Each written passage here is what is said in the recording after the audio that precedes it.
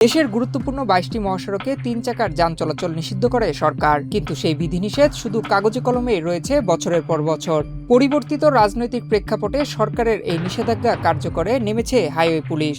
এরই ধারাবাহিকতায় আজ ১৯ ফেব্রুয়ারি বুধবার ঢাকা-ময়মনসিংহ মহাসড়কে অটোরিকশা চলাচলে বাধা দিয়েছিল পুলিশ। এতে পাত্তা দেয়নি ইজি বাইক চালক, উল্টো সিগন্যাল অমান্য করে ওই পুলিশ সদস্যকে বেপরোয়া চালক জৈনাবাজার থেকে স্কয়ার মাস্টারবাড়ি পর্যন্ত অটোরিকশার সঙ্গে ঝুলিয়ে নিয়ে আসে। ভিডিওতে দেখা গেছে পুলিশ সদস্য অটোরিকশার সামনে একটি হ্যান্ডেল ধরে ঝুঁকিপূর্ণ অবস্থায় কোনোরকম ঝুলে আছেন।